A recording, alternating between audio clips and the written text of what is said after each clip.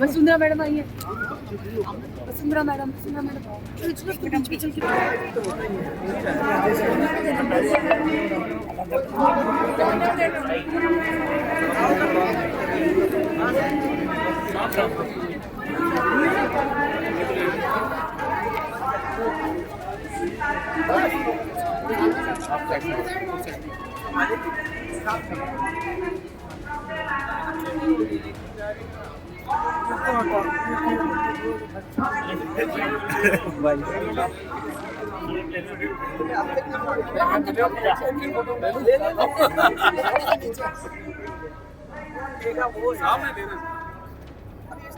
जिंदाबाद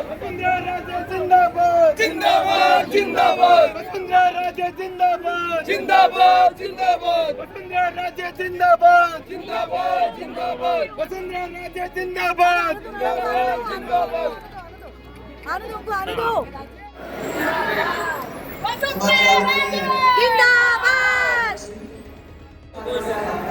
राजपाल जी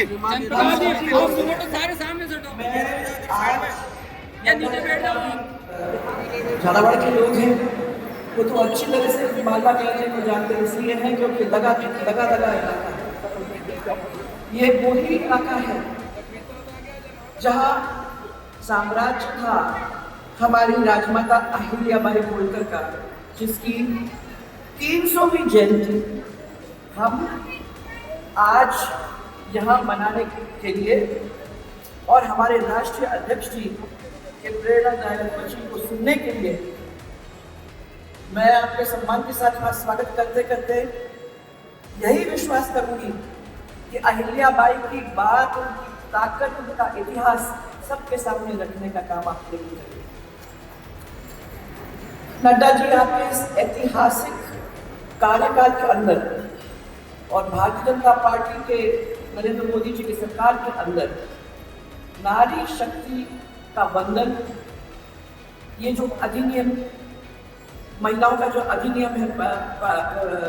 अपन लोगों ने संसद में मंजूर कर दिया है और उसके थ्रू अहिल्याबाई जैसे वीरांगनाओं का हम लोगों ने सम्मान किया है। इसके लिए मैं सबसे पहले आभार प्रकट करना चाहूंगी। वैसे इस सुंदर मंदिर उन्होंने वहां बनाया है और उसके साथ साथ जो अपने घर का मंदिर होता था उसमें हाथ से 1001 रोज मिट्टी, उसी मिट्टी के निकाल के वो बनाती थी शिवलिंग,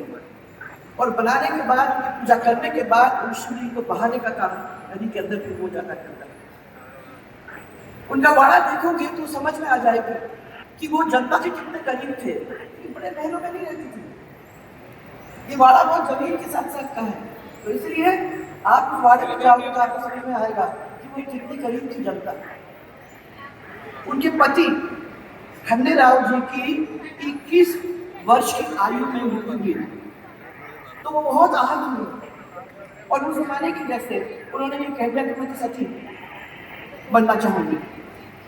तब उनके बच्चों को संभाल के, अपने पतिदेव को संभाल के, अपने क्षेत्र को संभाल के, शाम को घर आके फिर आपको खाना खिला के ये